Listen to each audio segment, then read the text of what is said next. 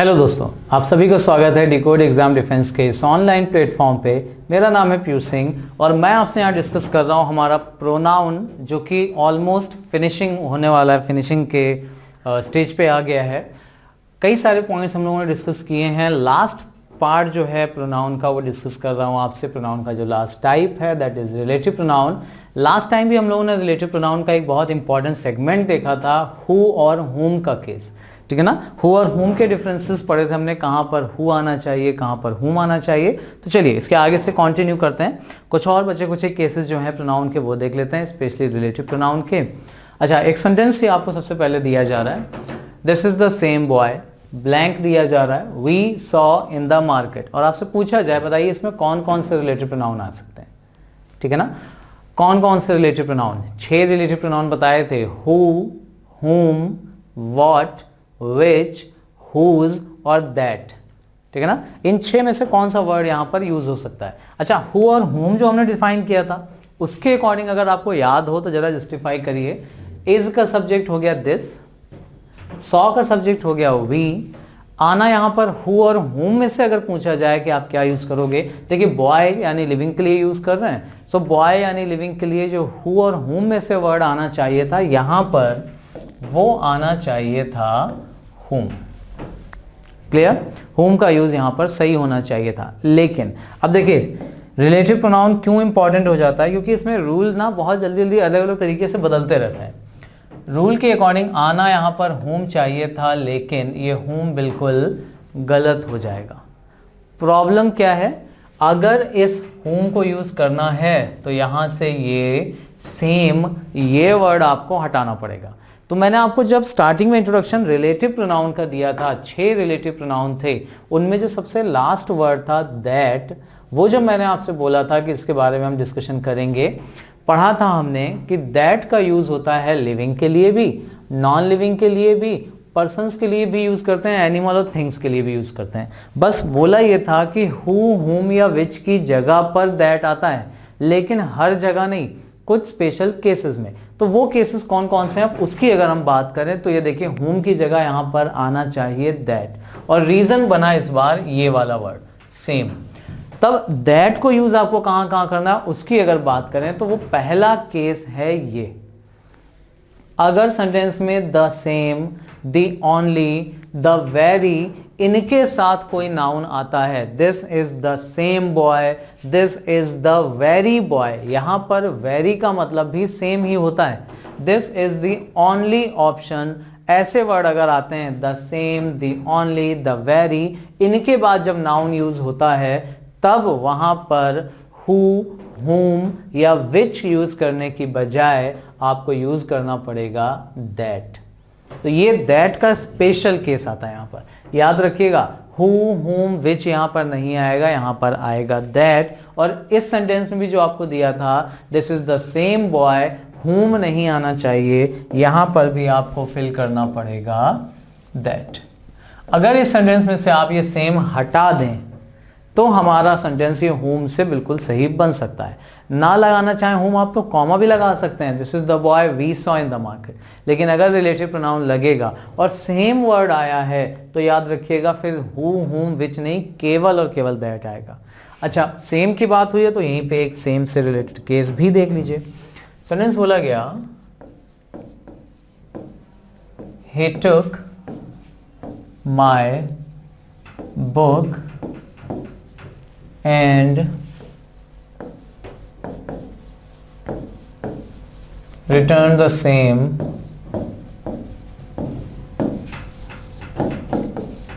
after a week।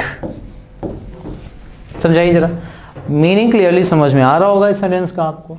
उसने मुझसे किताब ली, मेरी किताब ली और 1 हफ्ते बाद उसको वापस किया, ठीक है ना। ये सेंटेंस भी ग्रामेटिकली इनकरेक्ट है। सेम की बात अभी हम लोगों ने की है, इसलिए आपको एक एक्स्ट्रा रूल बता रहा हूं यहां पर जो सेम से रिलेटेड है वो समझ लीजिए। अब रूल क्या बनता है यहां पर, द सेम, ये फ्रेज जो है ना ये सेंटेंस में अकेले यूज नहीं होता, याद रखिएगा। अगर द सेम आपको यूज करना है तो उसके बाद आपको एक नाउन लगाना पड़ेगा। क्या चीज की आप बात कर रहे हो वो चीज मेंशन करना जरूरी हो जाएगा। तो अगर इस सेंटेंस को सही करना है तो आपके पास दो ऑप्शंस बचते हैं, ठीक है ना। ही took my book and return, क्या कर दें यहां पर द सेम के बाद अगर आप क्या लगा दो, the same book after a week, तो ये सेंटेंस हमारा बिल्कुल सही हो जाएगा। याद रखिएगा, रिटर्न द सेम बुक ये लिखना पड़ेगा। दूसरा ऑप्शन क्या है, द सेम ही हटा दीजिए यहां से, सीधे आप बुक के लिए क्या वर्ड यूज कर लो, इट, ये भी सही हो जाएगा। He took my book and returned it after a week. तो याद रखिएगा, द सेम अगर सेंटेंस में आता है तो उसके बाद आपको एक नाउन यूज करना जरूरी है। अच्छा, अब यहां दैट क्यों नहीं आया, तो कंफ्यूज बिल्कुल मत होना। दैट तब आता जब इस नाउन के लिए आगे आपको एक प्रोनाउन और यूज करना पड़ता, जो, जिसे, जिसका, जिसको, ये वर्ड अगर लिखना होता तो हम आगे दैट लगाते। क्या इसके बाद कोई वर्ड ऐसा आ रहा है, नहीं आ रहा है, तो यहां दैट की जरूरत नहीं। पर याद रखिएगा, द सेम आएगा तो अकेले नहीं आएगा, उसके साथ एक नाउन आना चाहिए, या फिर द सेम ही हटा दीजिए, इट लगा सकते हैं वहां पर, जो भी उचित प्रोनाउन होता है वो आप वहां पर लगा सकते हैं, ठीक है ना। सो ये केस सेम का। तो the same, the only, the very, इन तीन वर्ड्स के साथ दैट का प्रयोग किया जाता है, हुम या विच नहीं आता, ठीक। तीनों ही केसेस याद रखेगा। This is the only option which is left, ये दे दिया जाए तो यहां भी आपको विच को हटाकर रिप्लेस करना पड़ेगा उसको दैट से। This is the only option that is left. Next, कहां पर दैट का यूज होता है ये देख लीजिए। सुपरलेटिव डिग्री के साथ जब कोई नाउन यूज होता है, सुपरलेटिव डिग्री के साथ अगर कोई नाउन यूज होगा, जैसे अगर मैं एग्जांपल ले लूं इसका, बोला गया this is the best book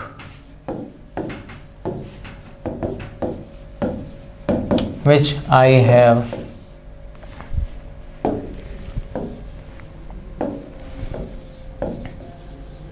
ever read.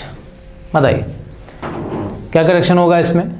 Simply book के लिए, नॉन लिविंग के लिए विच का यूज होना चाहिए था, सही होता, लेकिन बस प्रॉब्लम आ गई इस बार इस वर्ड की वजह से, and the word is this. अगर किसी नाउन के साथ रिलेटिव प्रोनाउन यूज करना है और उस नाउन के साथ कोई एडजेक्टिव भी लगा है, एडजेक्टिव, और वो भी छोटा मोटा एडजेक्टिव नहीं, सुपरलेटिव डिग्री में है, द बेस्ट, द मोस्ट, इसके साथ में अगर एडजेक्टिव लगा दिया जाए तब याद रखिएगा यहां पर हुम विच नहीं बल्कि केवल और केवल दैट का यूज होता है, ठीक है ना। तो ये दैट के स्पेशल केसेस में आता है, इसलिए ध्यान रखना इसको बहुत जरूरी है। बाकी जगह पे हुम विच ये सब लगता है, लेकिन कुछ स्पेशल केसेस जहां पर हुम विच की जगह आप दैट का प्रयोग करते हो तो अब ये एरर का क्वेश्चन बनता है। दैट की जगह विच दे देंगे, हु दे देते हैं, हुम दे देते हैं, जैसा भी सेंटेंस के अकॉर्डिंग यूज होना हो वो, पर याद रखिएगा यहाँ पर दैट का यूज होना चाहिए। बेस्ट वाला एक केस बहुत इंपॉर्टेंट है। तो पहला केस जहां पर सुपरलेटिव डिग्री के साथ आता है नाउन, वहां दैट आता है। दूसरा अभी जो पढ़ा था सेम, ओनली, वेरी के साथ। तीसरा केस देख लीजिए, इनडेफिनिट प्रोनाउन के साथ, इनडेफिनिट प्रोनाउन के साथ, इनडेफिनिट प्रोनाउन के साथ भी दैट का यूज होता है। अब इनडेफिनिट प्रोनाउन क्या है ये मैंने आपसे ऑलरेडी डिस्कस किया है। कोई लड़का बाहर खड़ा है तो आप क्या बोलते हो, सम बॉय बोल सकते हैं, सम वन भी बोल सकते हैं ना, someone is standing outside, तो someone, anyone, somebody, anybody, something, anything, someone, anyone, no one, nothing, इन वर्ड्स के साथ भी अगर आपको रिलेटिव प्रोनाउन लगाना है तो आप क्या लगाओगे, वहां पर दैट का प्रयोग करते हैं। जैसे बोला गया sentence, there was nothing which could make me worried। क्या मतलब निकला इस सेंटेंस का, वहां पर ऐसा कुछ भी नहीं था जो मुझे परेशान करे, वहां पर परेशान करने लायक कोई चीज नहीं थी, ठीक है ना। अब there was nothing which could make me worried, इसमें देखिए एरर हो गया। ये जो विच आया रिलेटिव प्रोनाउन है, किसके लिए यूज हुआ। अच्छा हाँ, एक और चीज ध्यान रखिएगा, रिलेटिव प्रोनाउन का यूज जनरली अपने एंटीसीडेंट के साथ ही होता है, ठीक है ना। ये भी एक एरर का क्वेश्चन बनता है। एरर का क्वेश्चन कैसे बनता है वो मैं भी दिखा देता हूं। फिलहाल याद रखिएगा ये विच यहां पर यूज हुआ इस नथिंग के लिए, ठीक है ना। और नथिंग आता है हमारा इनडेफिनिट प्रोनाउन में, someone, somebody, something, anyone, anybody, anything, nothing, something, ये सारे वर्ड आते हैं हमारे इनडेफिनिट प्रोनाउन में। और इनडेफिनिट प्रोनाउन को विच नहीं शो करता बल्कि दैट का यूज यहां पर सही माना जाता है, ठीक है ना। सो इनडेफिनिट प्रोनाउन रिवाइज करिएगा, पढ़ाया है मैंने, इनडेफिनिट प्रोनाउन का इंट्रोडक्शन पूरा का पूरा दिया हुआ है। उनके साथ भी अगर आपको रिलेटिव प्रोनाउन लगाना है तो आप हु, हुम, विच नहीं, केवल वहां पर क्या लगा सकते हैं, दैट, ठीक है ना। So there was nothing that could make me worried, ये ध्यान रखिएगा। अच्छा, जो केस में भी बोल रहा था आपसे उसके बारे में भी जरा बात कर लीजिए। रिलेटिव प्रोनाउन का यूज अपने एंटीसीडेंट के साथ होता है। ये जो पॉइंट मैंने बोला ना, इसको जरा ध्यान से समझिएगा। बेसिक एग्जांपल जहां से मैंने शुरू किया था रिलेटिव प्रोनाउन,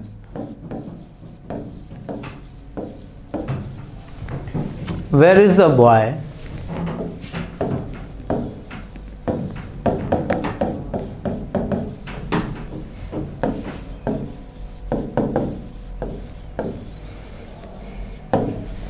यहां देखिए, ऑफ कोर्स वेयर आया है तो लास्ट में लगा लेंगे क्वेश्चन मार्क। वो लड़का कहाँ है जो आपके बगल में बैठा था, ठीक। अब जो आ रहा है बॉय के लिए आ रहा है, लिविंग की बात कर रहे हैं, कोई स्पेशल केस नहीं है। अभी यहाँ पे सेम बॉय होता तो दैट लगाते, नॉन लिविंग होता तो विच लगा लेते। हु या होम डिसाइड करना है तो देखिए इज का सब्जेक्ट यहाँ पे वेयर हो गया, वॉज सिटिंग इसका सब्जेक्ट हमें ढूंढना है तो आप यहाँ पर लगाओगे हु। अब ये हु आया किसके लिए है, इस बॉय के लिए, ठीक है ना। तो लिविंग या जिससे रिलेट कर रहा है ना, रिलेटिव प्रोनाउन, हु बॉय के लिए आया है तो उसके साथ ही होना चाहिए इसका यूज, ये सबसे जरूरी है, ठीक है ना। अभी मैं क्यों बोल रहा हूं वो भी समझ लो।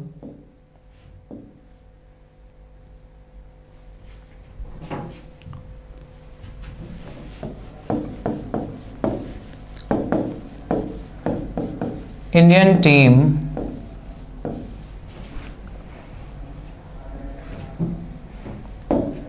डिपेंड्स, या थोड़ा सा चेंज कर लेते हैं सेंटेंस को,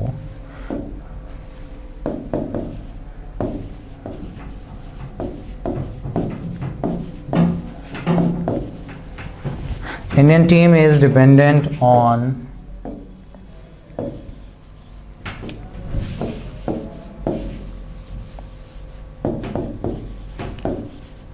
कोहलीज बैटिंग। इतने का पार्ट का मीनिंग आपको समझ में आ रहा होगा। कोहली बहुत अच्छे प्लेयर हैं और इंडियन टीम की जो जीत होती है उसको बहुत हद तक वो डिपेंडेंट भी रहते हैं अपने कैप्टन की परफॉर्मेंस पे।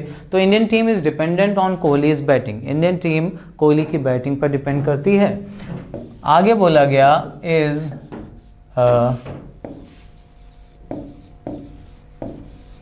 गुड प्लेयर, ठीक। अब इज अ गुड प्लेयर, ये जो आगे बात हो रही है समझ में तो आपको क्लियरली आ रहा होगा कि ये बात हो रही है इन्हीं कोहली की। अगर मैं बोलूं Indian team is dependent on Kohli's batting, Kohli की बैटिंग पे डिपेंड करती है, who is a good player, जो बहुत अच्छे प्लेयर हैं, तो सुनने में तो सेंटेंस मीनिंग पूरा समझ में आ जाता है, कोई गड़बड़ लगती नहीं है। लेकिन यहां पर एक बहुत बड़ी मिस्टेक आपने कर दी है, देखिए ध्यान से। Who is a good player, ये हु आया किसके लिए है, कोहली के लिए, जबकि इस हु के पहले लिखा क्या है, बैटिंग। और एंटीसीडेंट ना, हु जिसके लिए आता है वो वर्ड उसके साथ में लिखा होना चाहिए। अब अगर आपने ऐसे लिख दिया dependent on Kohli's batting who is a good player, तो ये हु आने लगेगा बैटिंग के लिए और मीनिंग निकलेगा batting is a good player, जो कि गलत सेंस देता है। इसलिए याद रखिएगा, अगर ये हु कोहली के लिए आ रहा है तो कोहली इस हु के पहले आने चाहिए और इसको आपको फ्लिप करना पड़ेगा या एक्सचेंज करना पड़ेगा। तो इसको करेक्ट करने का तरीका देखिए, ये है Indian team is dependent on Kohli's batting, नहीं, यहां पे होना चाहिए on the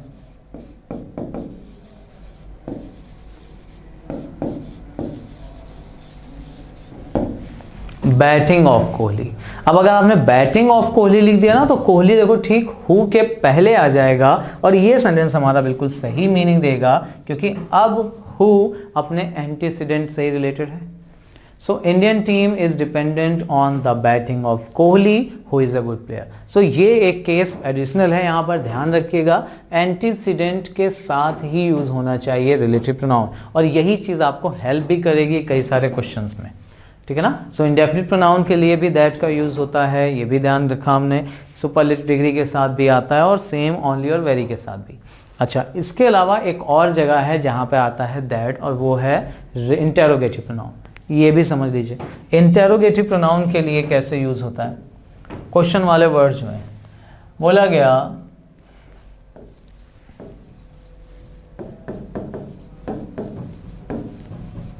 what is there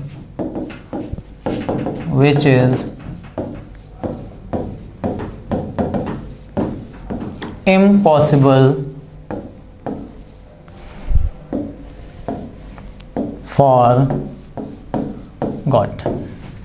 ऐसा क्या है जो भगवान के लिए इम्पॉसिबल है। अब देखिए व्हाट, ये जो स्टार्टिंग वाला वर्ड आया ना, अगर स्टार्टिंग में क्वेश्चन वर्ड आता है तो ये सेंटेंस बनता है इंटेरोगेटिव, ठीक। बीच में जो क्वेश्चन वर्ड आता है वो हो जाता है रिलेटिव। अब जब एक इंटेरोगेटिव वर्ड या इंटेरोगेटिव प्रोनाउन बोले, अगर इसको एक इंटेरोगेटिव प्रोनाउन ऑलरेडी यूज हो चुका है, तब उसके साथ रिलेटिव प्रोनाउन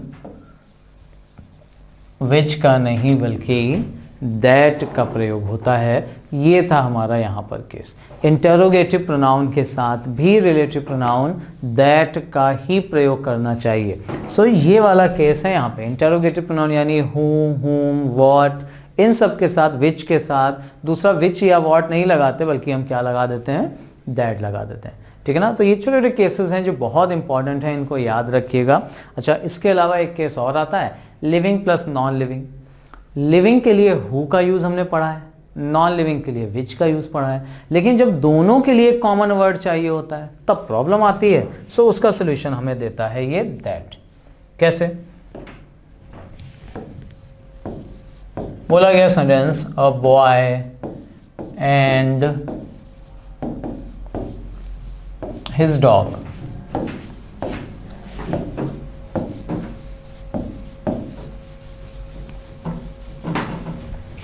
वर जनरली, ये वर्ड थोड़ा सा इधर कर लेते हैं,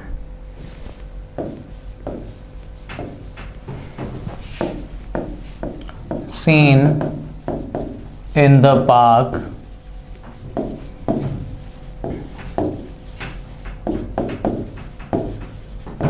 आर नॉट देयर टुडे। देखिए क्या बोला जा रहा है, a boy and his dog, एक बॉय है, उनका डॉग है, जो अक्सर पार्क में दिखते थे लेकिन आज वहां पे नहीं है, ठीक है ना। अब इस सेंटेंस में अगर आपसे पूछा जाए कि रिलेटिव प्रोनाउन हम क्या फिल करेंगे, सो आप देखिए बॉय यानी लिविंग, लिविंग के लिए आप यहां पर क्या फिल कर सकते हो, हु, कोई प्रॉब्लम नहीं थी। लेकिन प्रॉब्लम तब होती है जब केवल बॉय के साथ ये ना दिया होता। अगर बॉय ही होता तो हु से ही हो जाता, लेकिन बॉय के साथ डॉग भी दिया है, और डॉग के लिए हु का यूज हम करते नहीं है। एनिमल के लिए हु नहीं आता, एनिमल के लिए आता है विच। बट क्या हम यहां पर विच रख सकते हैं? नहीं, क्योंकि अगर आपने विच रखा तो वो डॉग के लिए तो आ गया, फिर बॉय के लिए नहीं आ गया, क्योंकि लिविंग के लिए हु का यूज नहीं करते हैं, चॉइस या सिलेक्शन तो है नहीं। सो यहां पर हु या विच भी नहीं आएगा। अब इंपॉर्टेंटली यही बचता है कि यहां पर वो वर्ड आना चाहिए जो लिविंग के लिए भी आता है और नॉन लिविंग के लिए भी आता है, और लिविंग और नॉन लिविंग, लिविंग या एनिमल, दोनों के लिए कॉमन वर्ड जो हम यूज करते हैं वो है दैट। आई थिंक कि दैट शायद बनाया ही इसीलिए गया है क्योंकि जब आप दोनों की बात कर सको, सेफ होता है इसको यूज करना थोड़ा सा, इसलिए यहां पर हम दैट को प्रीफर करते हैं, ठीक है ना। अब दैट यहां पर बॉय के लिए भी आ गया, डॉग के लिए भी आ गया। तो जब कभी भी आपको लिविंग या नॉन लिविंग की एक साथ बात करनी हो, या लिविंग और साथ ही साथ बात किसकी करनी हो, एनिमल की, तो दोनों के लिए कंबाइंड वर्ड यूज होता है दैट, ठीक है ना। अच्छा, अब एडिशनल पॉइंट जो मैं आपको यहां पर हेल्प के लिए दे देता हूं वो देख लीजिए।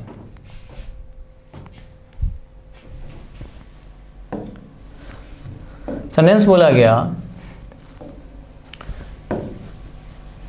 you did not say a single word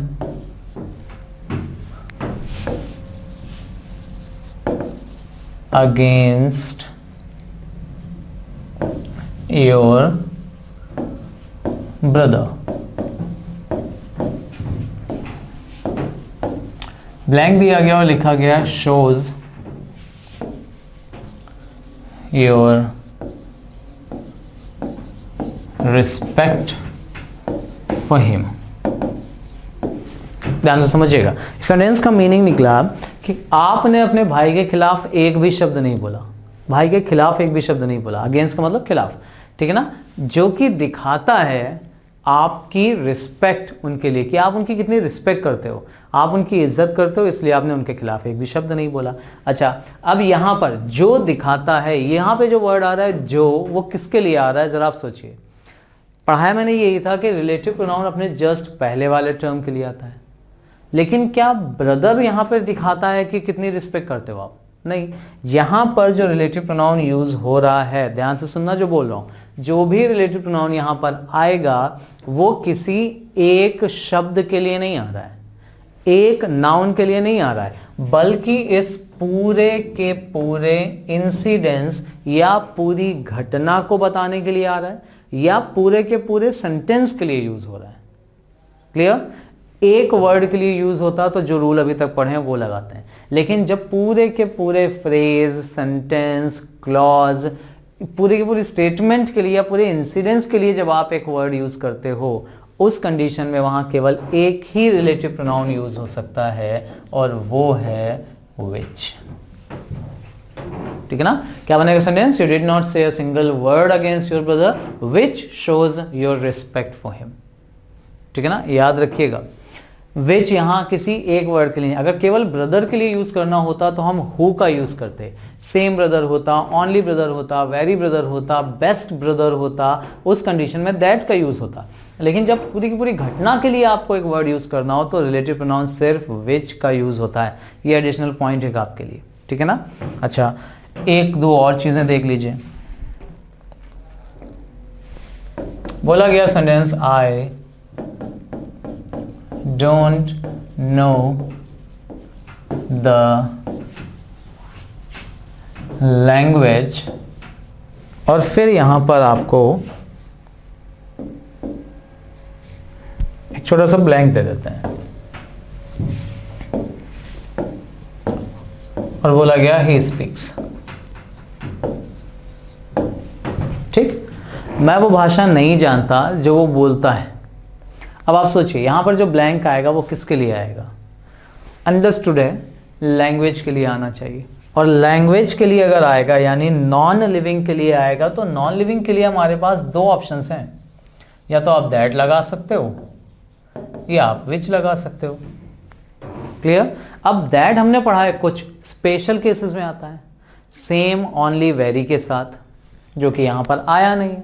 superlative degree के साथ, वो भी नहीं आया।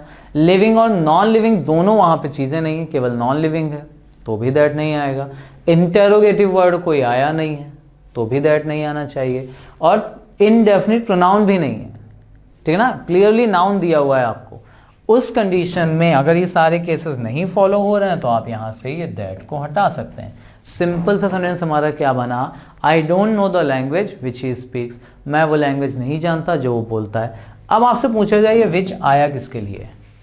सो विच आएगा लैंग्वेज के लिए, और ये चीज कहलाती है, जो लैंग्वेज यहां पे दिया हुआ है, ये है इसका एंटीसीडेंट। क्लियर? सो प्रोनाउन, रिलेटिव प्रोनाउन जो आया आपने एंटीसीडेंट के साथ आ गया। लेकिन अगर यही सेंटेंस में आपको देता, बस छोटा सा चेंज करके यहां से इस एंटीसीडेंट को हटा दिया जाता, केवल दे दिया जाता आई डोंट नो और ब्लैंक दिया जाता ही स्पीक्स। अब बताइए, मैं नहीं जानता कि वो क्या बोलता है। अब जो यहां पर विच आ रहा है वो किसके लिए आ रहा है नहीं पता हमें। और जब भी सेंटेंस में एंटीसीडेंट ना दिया हो, नो एंटीसीडेंट, तब यहां पर विच का यूज नहीं होता, यहां केवल और केवल आप यूज कर सकते हैं व्हाट। ये है नो एंटीसीडेंट का case. I don't know what he speak. हाँ, यहीं पर अगर आप चाहो तो व्हाट की जगह एक वर्ड और रख सकते हैं and that is what ever. What में एवर, विच में एवर, हु में एवर लगा दें अगर, तो ये भी रिलेटिव प्रोनाउन ही बनते हैं। ये कंजंक्शन भी है, रिलेटिव प्रोनाउन भी है। बस इस रिलेटिव प्रोनाउन को हम केवल रिलेटिव प्रोनाउन नहीं बल्कि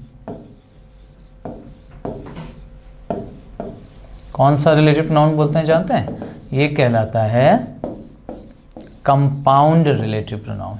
और सिंपल सा रूल बनता है कि कंपाउंड रिलेटिव प्रोनाउन को बिना एंटीसीडेंट के यूज करते हैं। मतलब इसके पहले कोई एंटीसीडेंट आना ही नहीं चाहिए, इसके पहले कोई नाउन प्रोनाउन नहीं आना चाहिए, ठीक है ना। तो वही रूल है जो वॉटएवर के साथ होता है, नो एंटीसीडेंट, सेम केस होता है वॉट के साथ। तो ये कंप्लीट होता है हमारा यहाँ पर रिलेटिव प्रोनाउन का ओवरऑल केस, ठीक है ना। आई होप कि प्रोनाउन से रिलेटेड जो भी कंफ्यूजन्स या डाउट्स होंगे वो आपके क्लियर हो गए होंगे, ठीक है ना।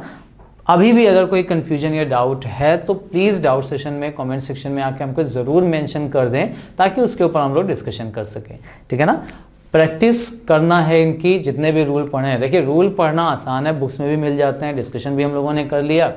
अब टाइम है इन पढ़े हुए रूल्स को एग्जाम्पल के थ्रू इम्प्लीमेंट करने की, ठीक है ना। तो प्रैक्टिस जरूर करिएगा। कोई भी बुक आपके पास अगर पढ़ी हो जिसमें प्रोनाउन की एक्सरसाइज दी हो, सॉल्व करने लग जाइए। जो कंफ्यूजन डाउट हो उसको मेंशन कर लीजिए। कुछ एग्जाम्पल यहाँ पर आपसे मैं भी डिस्कस करूंगा अपने अगले वीडियो में, ठीक है ना। तो प्रोनाउन का एक पूरा का पूरा जो क्वेश्चंस हो सकते हैं, इंपॉर्टेंट क्वेश्चंस जो मुझे मिलते हैं, वो मैं आपके लिए लेके आता हूँ। डिस्कशन करते हैं उनके ऊपर हम लोग अपने अगले वीडियो में। तब तक के लिए प्रैक्टिस जरूर कर डालिएगा जो भी रूल हमने आज पढ़े हैं उनकी, ठीक है ना। चलिए मिलते हैं हम लोग अपने अगले वीडियो में, तब तक के लिए थैंक यू वेरी मच।